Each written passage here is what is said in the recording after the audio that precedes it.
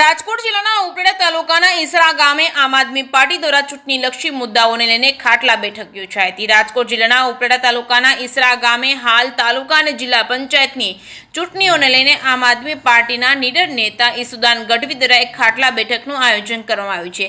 આ નાના એવા ઈસરા ગામમાં અંદાજે 200 થી વધુ લોકો એકત્ર થઈ ઈસુદાન ગઢવી સાથે ખેડૂતો મુદ્દે ચર્ચા કરવામાં આવી હતી। હાલ ખેડૂતો પોતાની જણસીના ભાવ સહિત વીજળી, ચેકડેમ, પશુપાલન સહિતના મુદ્દાઓ પરેશાની ભોગવી રહ્યા છે, જેને લઈને આમ આદમી પાર્ટીના નેતા ઈસુદાન ગઢવી સાથે ચર્ચા કરી હતી। આ મુદ્દાઓના નિકાલની વાતો કરી હતી। ત્યારે આમ આદમી પાર્ટીના નેતા ઈસુદાન ગઢવીએ ખેડૂતોને આશ્વાસન આપી આ ખેડૂતલક્ષી મુદ્દાઓ પર પૂરતું ધ્યાન આપવા ખાતરી આપી હતી।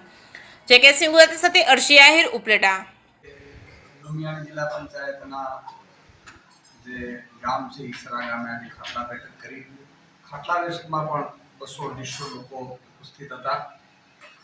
ગામ લોકોને, ગ્રામજનોને આખી ઉમ્મીદ છે આમ આદમી પાર્ટી આખા સૌરાષ્ટ્રમાં તો એક માહોલ બન્યો છે કે ભાઈ શ્રાવણ ચાવશે તો કાંઈક ગંદકી રાજનીતિમાંથી સફાઈ થશે।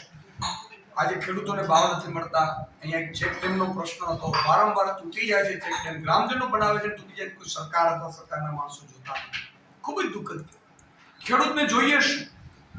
3 રૂપિયા લઈ શકે એવી પાણીની વ્યવસ્થા જોઈએ, ખેડૂતને વીજળી તમે ફ્રી આપી દો, દિવસે આપી દો, અને ખેડૂતને પૂરતા ભાવ આપી દો તો ખેડૂત સમૃદ્ધ બની શકે એવી સ્થિતિમાં છે। આધુનિક ટેકનોલોજી માટે ખેડૂતને પશુપાલન સાથે સહકાર આપો અને એને ખેડૂતની જમીન સુધારણા માટે પણ જો લોન આપીને આખી વ્યવસ્થા કરવામાં આવે તો આ ખેડૂતો ખૂબ સમૃદ્ધ બની શકે એમ છે। પરંતુ ભાજપ પાસે આશા નથી ખેડૂતોને।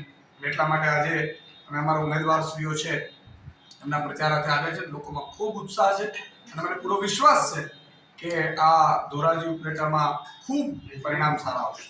અંદાજે સાહેબ કેટલી સીટ આવે એવું લાગે છે? અત્યારે આમ સીટ તો કેવી મુશ્કેલ છે, જ્યોતિષ નથી, પરંતુ જિલ્લા તાલુકા પંચાયત બને છે એવી સ્થિતિમાં અમે છીએ।